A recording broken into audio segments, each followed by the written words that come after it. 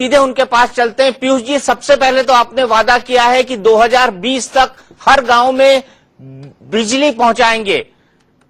थोड़ा इम्प्रैक्टिकल नहीं लगता है, थोड़ा जल्दी नहीं लगता है आपको कि जल्दी डेडलाइन दे दी आपने? एकदम। देखिए, हमारी सब डेडलाइन बहुत सोच समझ के दी जाती है। प्रधानमंत्री श्री नरेंद्र मोदी जी के कहने और करने में कोई फर्क नहीं रहता है। जब हम कहते हैं कि बिजली 24/7 हर घर को देंगे, हर उद्योग को देंगे और किसानों को खास तौर पे पर्याप्त मात्रा में बिजली देंगे 2020 तक, तो मैं आपको विश्वास दिला दूं कि उसका रोड मैप बना हुआ है। कैसे किया जाएगा, उसके लिए पर्याप्त मात्रा में कोयला कैसे आएगा, निवेश कैसे मिलेगा, ट्रांसमिशन कैसे और सुचारू रूप से डेवलप की जाएगी, लाइनें कहां लगेंगी, कहां पे ऑफ ग्रिड सोल्यूशन लगेंगे, रिन्यूएबल एनर्जी का जो हमारा थ्रस्ट है वो किस प्रकार से किया जाएगा, हर एक चीज, हर एक पहलू पे प्लान्स है। और अभी तक हमने जो कहा वो करके दिखाया। कोयले के आवंटन में इतना देश में डूम और ग्लूम था, इतना देश में अनसर्टेनिटी थी। लोग कहते थे जैसे बस अब बिजली के कारखाने बंद हो जाएंगे। आपने देखा जो जो डेडलाइन दी, भ्रष्टाचार मुक्त किया कोयले के क्षेत्र को, ईमानदारी से कोयले की खदानें बाहर निकाली। आपने कोयले की खदानें तो बाहर निकाली, आपको कितना अनुमान है जो नए कोल ऑक्शन हो रहे हैं उससे कितना कोयला जनरेट होगा, कितने सालों में जनरेट होगा और उससे आपको जो बिजली के लिए कोयले की कमी है वो कितनी पूरी हो पाएगी?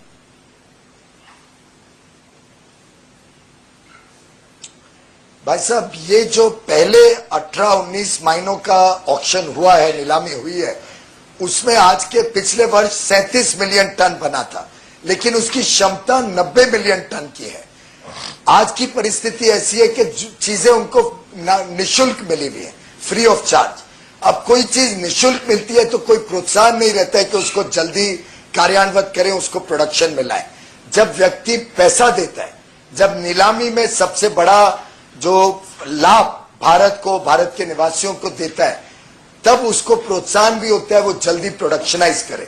ये जो 204 मायने हैं, ये कुल मिला के आगे आने वाले दिनों में जैसे जैसे नई मायने भी खुलेंगे, अनुमानित लगभग 400 से 500 मिलियन टन कोयला अधिक इस देश में बन सकता है। और मुझे पूरा विश्वास है जो हमारा लक्ष्य है, कोल इंडिया 100 करोड़ टन कोयला बनाए, बाकी निजी क्षेत्र 50 करोड़ टन कोयला बनाए, पूरे देश में 1.5 बिलियन टन कोयला, जिससे हर एक कारखाना 90% PLF पे चल सके। पुराने कारखानों को साथ ही साथ हम बदल के नया बना रहे हैं और रिन्यूएबल एनर्जी थ्रस्ट दे रहे हैं। इससे बिजली इतनी ज्यादा पर्याप्त मात्रा में देश में होगी कि शायद भारत नहीं, भारत के आजू बाजू के जितने देश हैं, चाहे वो नेपाल हो, चाहे पाकिस्तान हो, चाहे बांग्लादेश हो, सबकी बिजली भी पूर्ति हम भारत से कर सकेंगे। लेकिन जो सबसे बड़ी बात है कि किस दाम पर मिलेगी ये बिजली, पीयूष जी?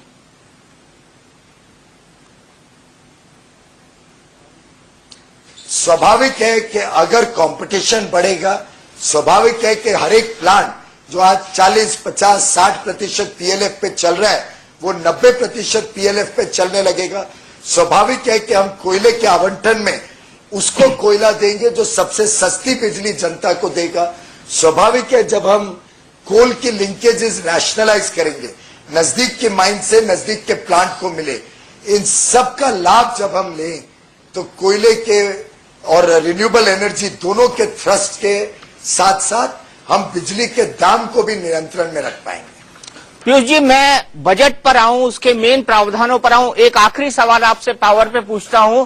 दिल्ली ने बिजली की बिल 400 जो यूनिट्स हैं उस तक आधी कर दी हैं, उससे ज्यादा पर पूरी कीमत देनी पड़ेगी। उसके लिए उन्होंने बकायदा सब्सिडी देने का फैसला किया है। उसके बाद वो CAG का ऑडिट कराएंगे, ऑडिट कराने के बाद धांधली पकड़ेंगे, उसके बाद बिजली के बिल आधे हो जाएंगे। मेरा पहला सवाल, इस सब्सिडी कल्चर को आप क्या मानते हैं?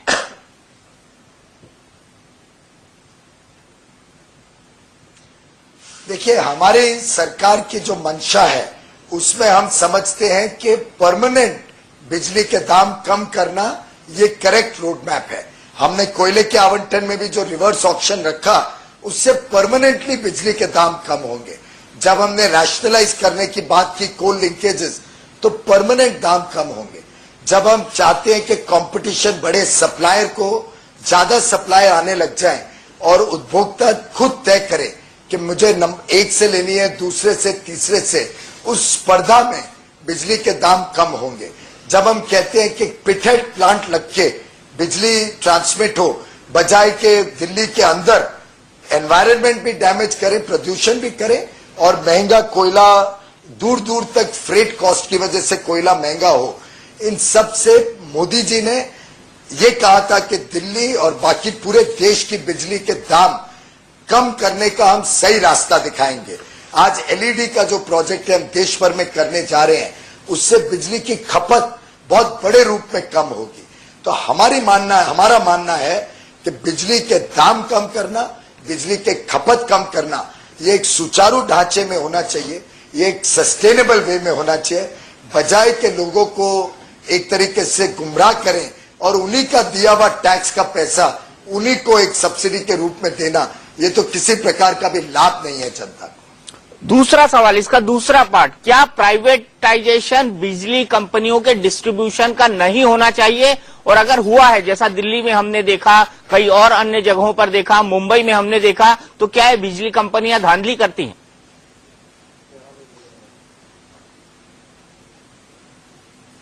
वो तो मुझे लगता है कि अभी ऑडिट की रिपोर्ट आई, उससे मालूम पड़ना चाहिए। वास्तव में आपको याद होगा, मैंने ऑडिट तक का जिक्र किया था कुछ दिनों पहले कि ये ऑडिट अगर 8 वर्षों का किया जाता तो वास्तव में अभी तक रिपोर्ट भी आ गई होती, कुछ कार्रवाई हो सकती थी।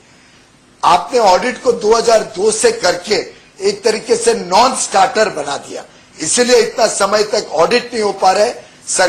दिल्ली के सरकार के अधिकारी और निजी कंपनियां आपस में झगड़ रही हैं। मुझे लगता है कि जो प्रधानमंत्री जी ने किया है, इलेक्ट्रिसिटी एक्ट के अमेंडमेंट के द्वारा जनता को ये सक्षम बना दिया, उनको ये सुविधा दे दी है कि वो खुद तय करें किससे बिजली लेना, और एक कंपनी को मोनोपोली देने के बदले हम सभी को आने दें इस क्षेत्र में, स्पर्धा हो, जो सस्ती बिजली दे, अच्छी बिजली दे, पूरी बिजली दे और अच्छी सेवाएं दे जनता को, उससे आदमी को खरीदने का मौका मिले। किसी की सुविधाओं से खुश ना हो तो एक से बदल के दूसरे से बिजली ले सके। ये जो मोबाइल फोन के तरीके से बिजली और अच्छी सेवाएं दे जनता को, उससे आदमी को खरीदने का मौका मिले। किसी की सुविधाओं से खुश ना हो तो एक से बदल के दूसरे से बिजली ले सके। ये जो मोबाइल फोन के तरीके से बिजली का भी सप्लाई होना चाहिए, ये प्रधानमंत्री जी ने जो कदम उठाया है, मैं समझता हूं इससे वास्तव में ये जो strangle hold of a few private companies है, इससे उपभोक्ता को मुक्ति मिलेगी। पीयूष जी, आप बिजनेस और इकोनॉमी के भी एक्सपर्ट है, इकोनॉमिक्स आपको खून में मिली है, आप इसको बहुत अच्छी तरह समझते हैं। मैं ये जानना चाहता हूं आपसे कि आपने अहमदाबाद को वित्तीय हब बनाने की बात करी है, गुजरात को खासकर।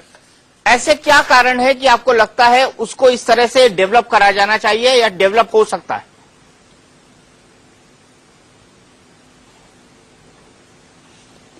देखिए, अहमदाबाद एक ऐसा शहर है जहां पे अगर आप गत 10, 12, 15 वर्षों का इतिहास देखें तो वो बहुत रैपिडली एक्सपैंड कर रहा है, लेकिन उस एक्सपेंशन के साथ साथ वहां की कीमतें नियंत्रण में है।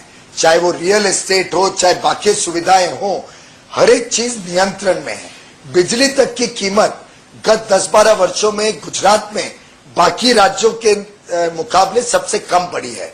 साथ ही साथ वहां का जो इंफ्रास्ट्रक्चर है वो सूटेबल है अंतर्राष्ट्रीय स्तर की एक फाइनेंशियल और टेक्नोलॉजी सेंटर बनाने के लिए। वहां की गिफ्ट सिटी की कल्पना प्रधानमंत्री जी ने कुछ वर्षों पहले की थी, उसकी पूरी प्लानिंग हो चुकी है, उसका पूरा इंफ्रास्ट्रक्चर, बेसिक इंफ्रास्ट्रक्चर तैयार हो गया है।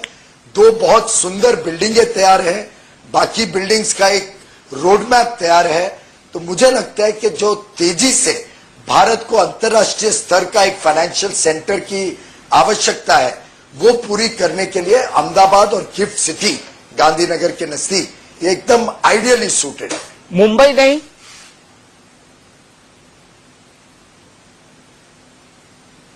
मुंबई भी है। मुंबई तो आज के दिन भी एक बहुत अच्छा फाइनेंशियल सेंटर है, लेकिन आपने देखा होगा 10-15 वर्षों से महाराष्ट्र में इतना मुश्किल हो गया है काम करना। There is no ease of doing business. तो अभी हमारे नए मुख्यमंत्री जी तेजी से लगे हुए हैं कैसे वहां पे रियल एस्टेट के प्राइसेस कम हो, जिससे नए लोग वहां पे आके अपना सेंटर्स खोल सकें, कैसे बिजली के दाम वहां पे कम हो, कैसे वहां पे नया व्यापार करने की सुविधाएं आसान हो, सरल हो। नए मुख्यमंत्री अभी काम शुरू किए, उनको मात्र 3-4 महीने हुए हैं, उनको थोड़ा समय देना पड़ेगा। मुझे पूरा विश्वास है वो इतने बढ़िया काम कर रहे हैं कि कुछ देर में मुंबई भी तैयार हो जाएगा ऐसे अंतर्राष्ट्रीय फाइनेंशियल सेंटर बनने के लिए। आपने कहा है कि 54% युवा आबादी के लिए दक्षता बढ़ाने की जरूरत है। हमारी आबादी युवा है, हम देश के सबसे यंग कंट्री के तौर पर देखा जाते हैं। आपने स्किल डेवलपमेंट को एक नेशनल मिशन बनाने की बात कही है, लेकिन यहां पर सबसे बड़ा जो सवाल है कि स्किल डेवलपमेंट का मिशन है वो उतनी तेजी से शुरू नहीं हो पाया पीयूष गोयल जी, जिसकी उतनी कल्पना की जा रही थी।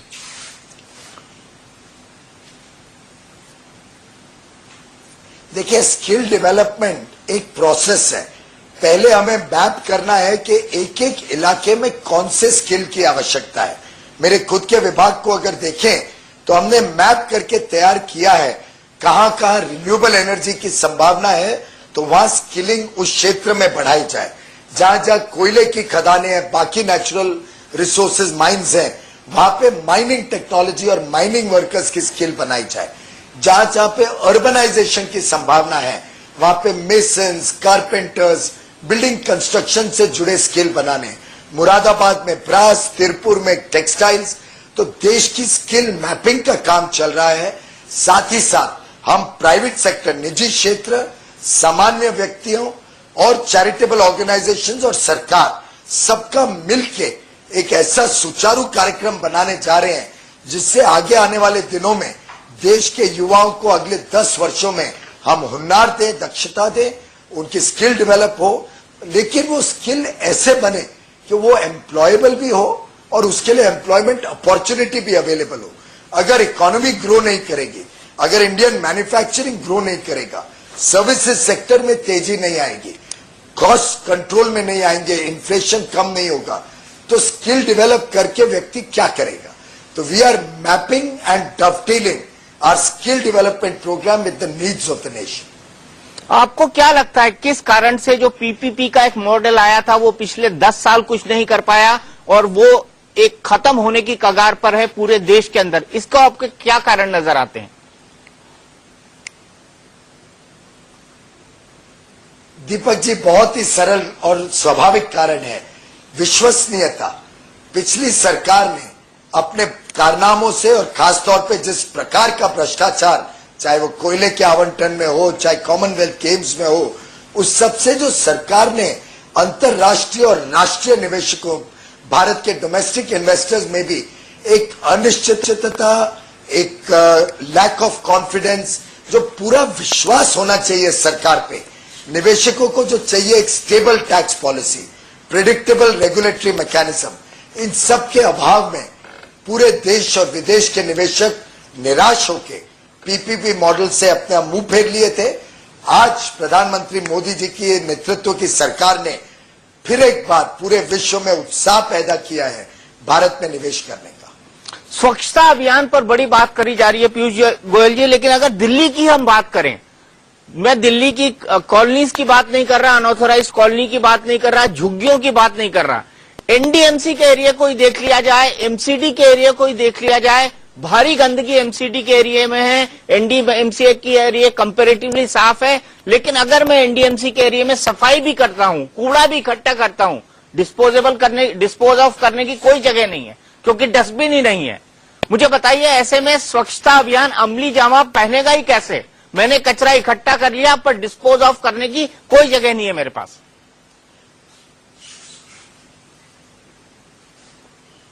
दीपक जी, ये एक ऐसा कार्यक्रम है जो पूरे देश में हर नागरिक को छू गया है, लेकिन इतने वर्षों तक, चाहे वो महात्मा गांधी जी के समय से हो, चाहे लोहिया जी ने जो कहा था, तब से इस देश में किसी भी राजनीतिक दल या राजनीतिक या सरकारी व्यवस्था ने इसको अपनाया नहीं है।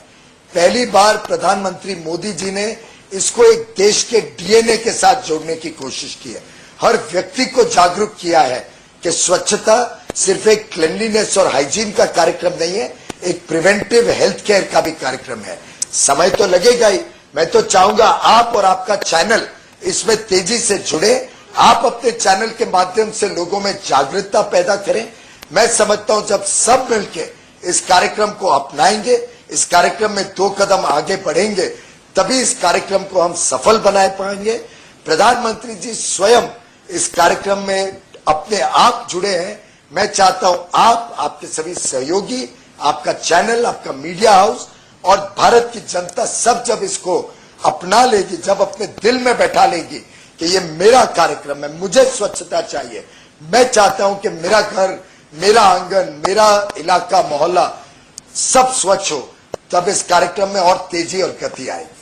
पीयूष जी, आखिरी 2-3 सवाल। मुझे पता है आपके पास वक्त कम है, आपको जाना है। पहला मैं जानना चाहूंगा, as an business expert, as an economy expert, जो आम लोगों की राय है वो ये कह रही है कि इस बजट में जो नियो मिडिल क्लास है, जो आपका सबसे बड़ा वोटर है, उसको कुछ खास नहीं मिला। उसको इसलिए नहीं मिला क्योंकि सर्विस टैक्स बढ़ गया है, उसका आना जाना, खाना पीना, घूमना फिरना, स्कूल की पढ़ाई, उसके होटल का बिल, रेस्टोरेंट का खर्चा सब बढ़ने वाला है। और दूसरी तरफ टैक्स स्लैब में भी किसी तरह का बदलाव नहीं किया गया है।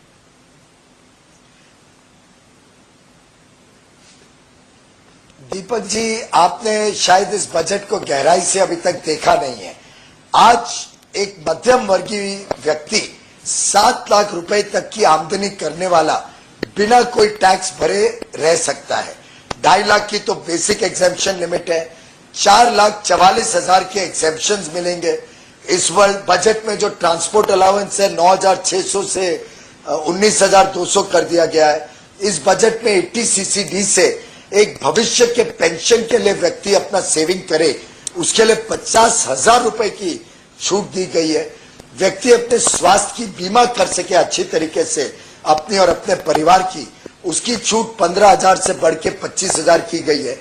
ऐसे ही आप देखें तो गत 2 बजट में 14 का बजट और 15 का बजट दोनों को जोड़ के लगभग एग्जेम्पशंस और टैक्स लिमिट 2 लाख से 2.5 लाख की और एग्जेम्पशंस 2.5 लाख से 4.5 लाख करके वित्त मंत्री ने मध्यम वर्ग को सबसे ज्यादा अहमियत दी है, सबसे ज्यादा लाभ मध्यम वर्गीयों को दिया है।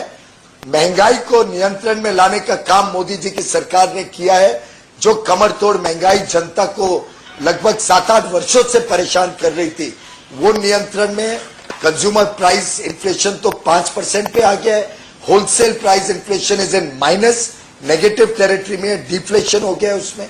मुझे लगता है मध्यम वर्ग को हुनर मिले, मध्यम वर्ग के स्वास्थ्य और शिक्षा के कार्यक्रमों में तेजी आए, मध्यम वर्गों को फाइनेंशियल इंक्लूजन से पूरे देश में 12.5 करोड़ अकाउंट खोल के और जो सब्सिडीज का बेनिफिट सीधा उनके खाते में जाएगा, गरीब और मध्यम वर्गों का बजट है।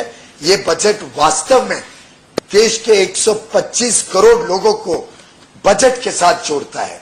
सबका बजट, सबका लाभ, ये जो एक डिफाइनिंग फीचर है इस बजट का, भारत का शायद ही एक नागरिक होगा जिसको इस बजट से लाभ नहीं होगा।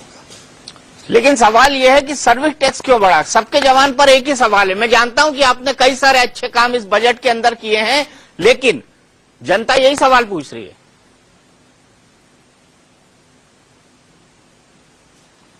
आप देखिए, पिछले 1.5 वर्ष पहले जब पिछली सरकार ने अपना बजट पेश किया था, तो उन्होंने बजट में सर्विस टैक्स की रेवेन्यू को बहुत सिग्निफिकेंटली बढ़ाया था, कुछ 60,000 करोड़ बिना रेट बढ़ाए।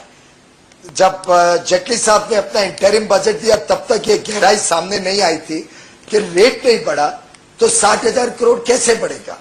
तो जब इसको पिछले वर्ष के आंकड़े देखो तो शॉर्टफॉल इन रेवेन्यू जो वास्तव में सबसे ज्यादा रहा है वो सर्विस टैक्स में रहा है। और उसका मुख्य कारण है, जो मैं कई बार टीवी पे कहा करता था, कि पिछली सरकारें ऑनेस्ट बजट नहीं देती थी, बजट में चीजें छुपा देती थी, अपने रेवेन्यू को ओवर एम्फेसाइज करती थी, ओवर स्टेट करती थी, खर्चों को दबा देती थी। जेटली जी को मैं बधाई दूंगा कि उन्होंने एक ईमानदार बजट पेश किया है जनता के सामने। वो रेवेन्यू लाने के लिए अगर रेट बढ़ाना पड़ा तो मात्र 12.36 से 14 किया है। इस छोटे से बढ़े हुए अमाउंट से सबसे ज्यादा नुकसान पहुंचेगा बड़े उद्योगपतियों को, बड़े कॉर्पोरेट्स को, क्योंकि सर्विसेज ज्यादा कॉर्पोरेट्स के यूज में आती है, बड़े लोगों की आती है। सामान्य आदमी को जो सर्विसेज लगती हैं उसमें तो बहुत छोटा 10, 12, 15 रुपए, 20 रुपए महीने का इंपैक्ट आएगा, लेकिन बड़े जो खर्चा करने वाले सुपर रिच हैं, ज्यादा बर्डन इसका उन पे आएगा। अगर एक्साइज ड्यूटी बढ़ाई होती तो मैं मान सकता था कि सामान्य आदमी पे बर्डन है। सर्विस टैक्स का बर्डन बड़े लोगों पे होता है, बड़े कॉर्पोरेट्स पे होता है। लेकिन आपने कॉर्पोरेट टैक्स तो घटा दिया है। कांग्रेस पार्टी कह रही है कि कॉर्पोरेट टैक्स घटाने इसका मतलब है बड़ी कंपनियों को फायदा देना।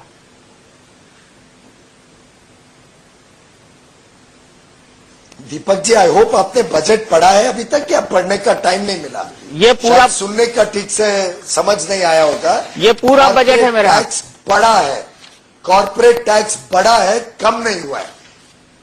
हाँ, तो आप बजट को जरा देख लीजिए। बजट में कॉर्पोरेट टैक्स जो 30% था और साथ में 10% सरचार्ज था, उसको 30% को वैसा का वैसा रख के सरचार्ज 10 से 12% हुआ है, जिससे लगभग 9,000 करोड़ रुपए डायरेक्ट टैक्स में सरकार ने ज्यादा कलेक्ट किए हैं। तो शायद आपको कुछ समझने में कमी रह गई है। कॉर्पोरेट टैक्स बढ़ा है बजाय कि कम हुआ है। अगर आपके पैनल में किसी को गलत फहमी है तो आप उनको भी ठीक कर सकते हैं। लेकिन जो उसको 25% 4 साल में करने की बात है, वो 30 से 25। एब्सोल्युटली। तो आपको जानकारी ये भी होगी दीपक जी, आप भी बहुत अर्थव्यवस्था में इंटरेस्ट लेते हैं, आप भी बहुत नहीं गहराई से देखते हैं बजट्स को, कि आज तक 30% टैक्स रेट आज तक 30% तो टैक्स रेट है, लेकिन इफेक्टिवली क्या कलेक्ट होता है? 23%।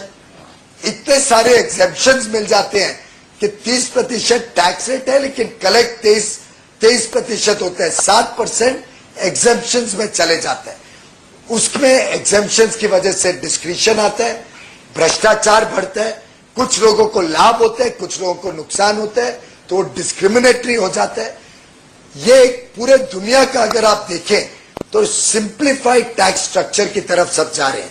आप एशियन कंट्रीज जो भारत के आसपास हैं, आसियान कंट्रीज, उनका एवरेज टैक्स रेट देखें तो 21.9, ये उनका एवरेज टैक्स रेट है।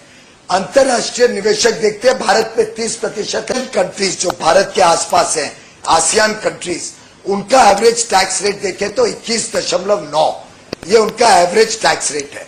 अंतरराष्ट्रीय निवेशक देखते हैं भारत में 30% है, तो भारत में क्यों लगाना? इंडोनेशिया चले जाओ, मलेशिया चले जाओ, सिंगापुर चले जाओ, तो भारत में निवेश नहीं आता है। लेकिन टैक्स रेट वास्तव में 23 ही है, हम बात बोलते हैं 30 है। तो वित्त मंत्री ने बहुत सूझबूझ के साथ सिंप्लीफाइड टैक्स स्ट्रक्चर, जिसमें भ्रष्टाचार खत्म हो, डिस्क्रिशन खत्म हो, और एक ईमानदार रेट जो सबको भरना पड़ेगा।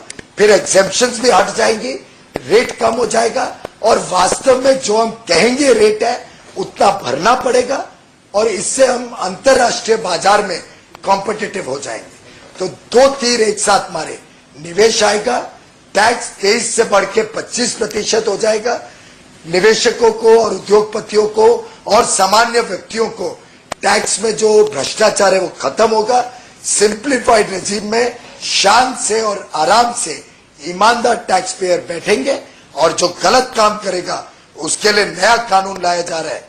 जो ब्लैक मनी करेगा, जो विदेशी खाते खोलेगा, उसको 10 साल की सजा, 300% जुर्माना, और जो उसकी संपत्ति है चाहे विदेश में या भारत में, उसको जब्त करके एक क्लियर मैसेज दिया है कि ब्लैक मनी इकोनॉमी अब इस देश में कोई स्वीकार नहीं करेगा, उसको टॉलरेट नहीं करेगा, सख्त उनके ऊपर आएंगे। चलिए पीयूष जी, आपका बहुत वक्त लिया, आपका बहुत बहुत शुक्रिया। आपने बजट को हमको विस्तार से समझाया और बताया कि अरुण जेटली जी ने अपने बजट में क्या कुछ खास पेश किया। एक बार फिर से आपका बहुत बहुत शुक्रिया।